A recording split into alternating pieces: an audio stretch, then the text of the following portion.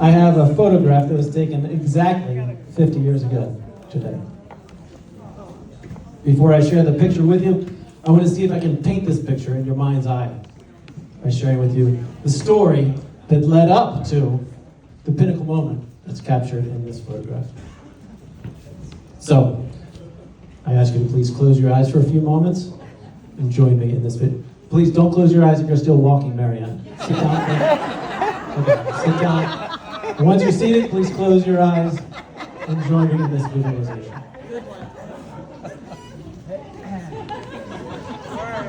Imagine this. Close your eyes, please. I had to make sure Marianne Imagine this. Okay.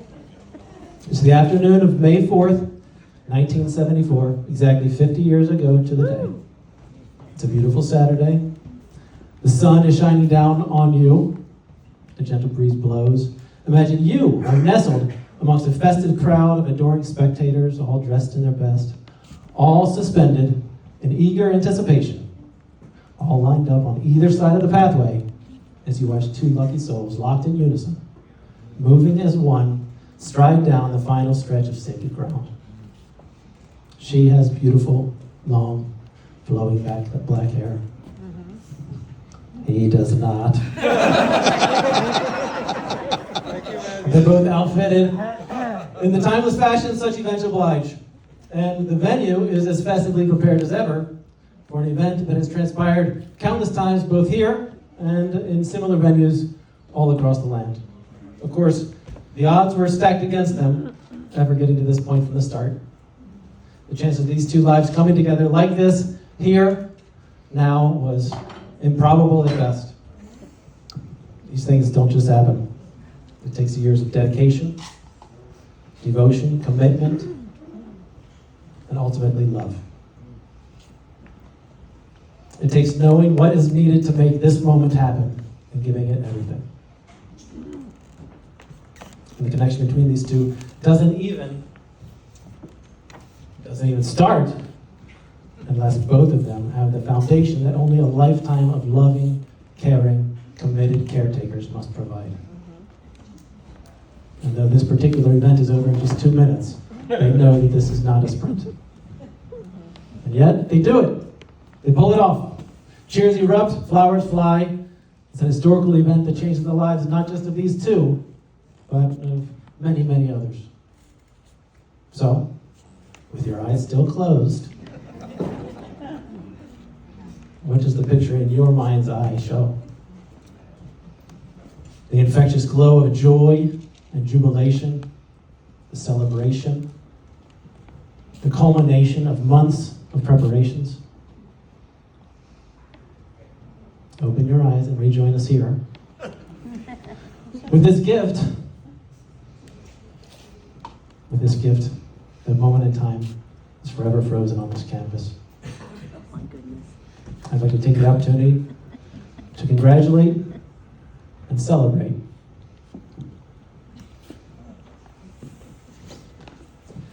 Cannonade and her jockey, and Help Cordero Jr., the winning horse and jockey in the 100th running of the Kentucky Derby, which happened 50 years ago. What an achievement. What an achievement. Tonight, the 50th anniversary of that improbable win. Does anyone know who won tonight's race?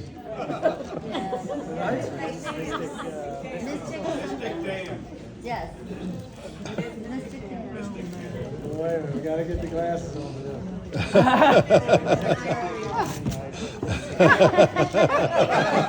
All losers. Of course, since we're here, it would beseech me not to mention that on that very same day, in a place not so far from here, take a left out of here, go down to the circle, and it's the first church on the left. That's right. Something else of note happened. It maybe wasn't quite as hyped, and maybe it wasn't quite as dramatic, but it was much more significant. And it was much more beautiful. And it had a much bigger impact on these two who were celebrating tonight, and the dozens of people celebrating with us, and the hundreds of people around the world who love them and who they love.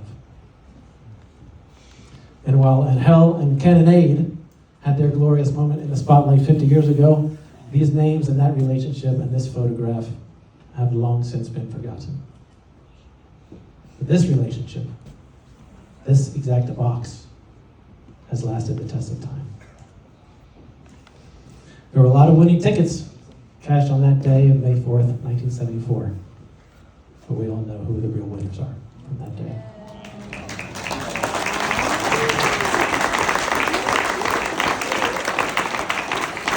Please join me in welcoming up to the floor here my siblings and our children, Tom and Marilyn's grandchildren. Please come up and join me. Kevin, Christy, Mark.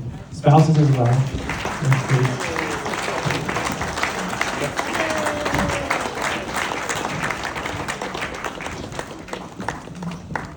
I'd like to especially introduce our newest addition to the family, Wimberly Evangeline. She is awake. She's taking a little break. She's having dinner.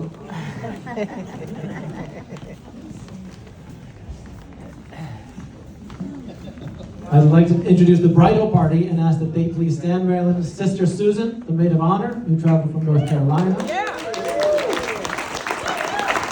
Tom's brother Frank, who traveled from Milwaukee, was the best man. Bridesmaid Debbie and Linda, who traveled from Florida.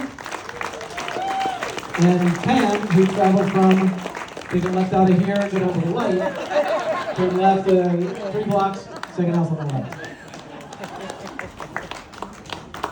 Kathy Waring, Jimmy Moore, and Bobby O'Brien, aka Piggy, were also in the party but couldn't make it with us here tonight. And Timmy Colvin, aka Round Man, was at the party too and is doubtlessly celebrating with us from up above. Yes.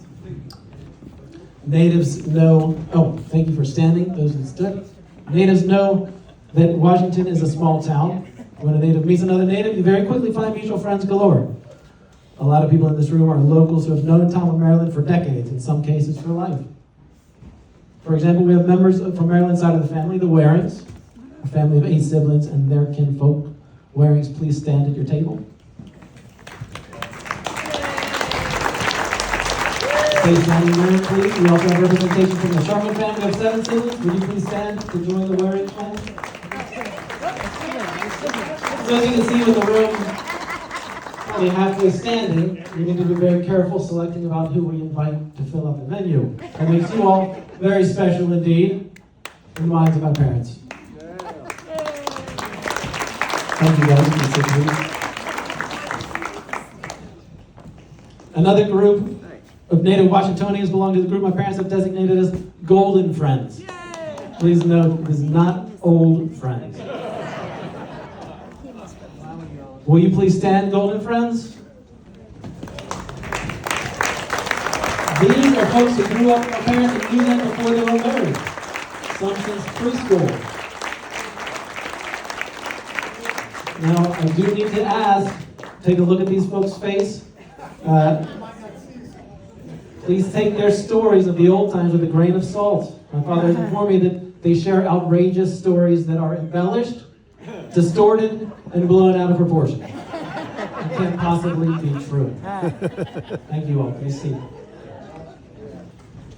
We also have with us the Gonzaga High School Alumni Association, a group of who have been hanging out together for 60 years and still like each other.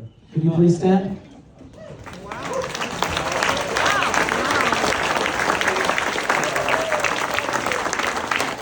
The Gonzaga family, ladies and gentlemen. Thank you. Finally, we have a group of their new friends from their new neighborhood. I got to use new in the quotes here. They've been there for 75 years. These folks have been invited just to prove that my parents are still expanding their networks, even though they're only awake 9 hours a day. It's interesting to note that many of these neighbors are linked by clubs known as the Cheers of Beers group and the Wine Time Club. You can see that things don't really change as you age. Could you guys please stand, neighbors? Thank you. If everyone could please be seated. Thank you.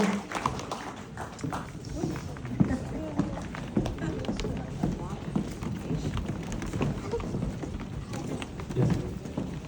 And now, last but not Last but certainly not least, I'd like to introduce the happy couple and invite them to dance.